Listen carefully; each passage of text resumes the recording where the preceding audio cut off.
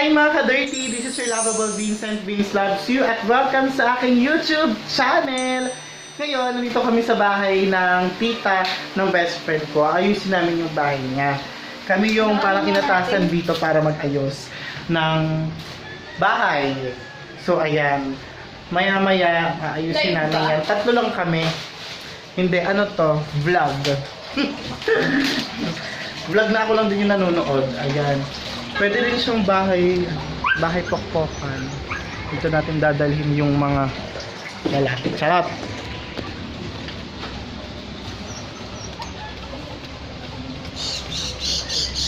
Tapos ito yung CR. Ayan. So ngayon, ito yung itsura niya habang hindi pa namin siya naayos. Tignan nyo ha.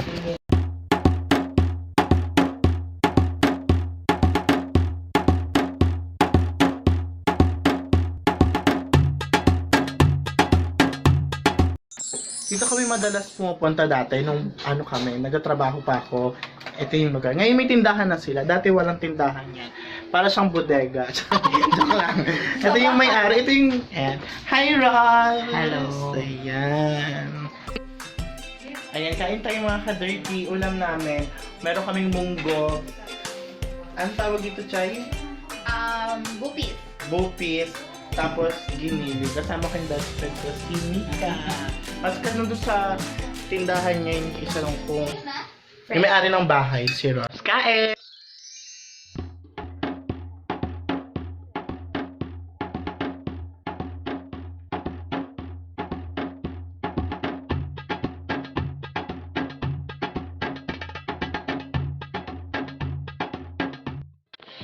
As usual, hindi na naman ako nakapag-vlog at hindi ko na naman na-videohan yung mga nangyari kasi busy-busy nga kami dito. So ayun na nga, masyado akong haggard ngayon. Dapat kasi, nung pupunta ako dito kanina, dapat mag-outfit ako kasi nalabas ng bahay, namamasyal. Diyos ko, buti lang hindi ako nag-outfit, hindi ako nagpabongga-bongga kasi naging best friend pala ako / kasambahay. Hugas ng mga nasa nakahihan. So ayan, babalik ulit ako doon. Upload lang ako sa video kasi busy talaga dito.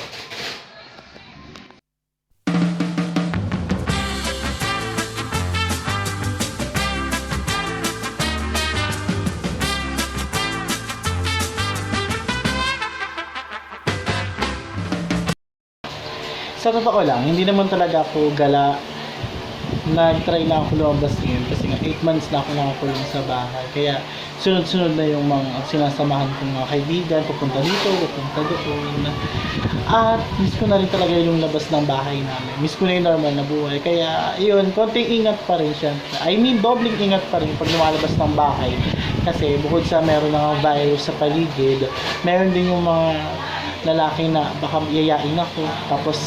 Tapos hindi ko matanggihan. Ayoko lang ganon. Kasi syempre yung mga kaibigan na dapat punahin ko.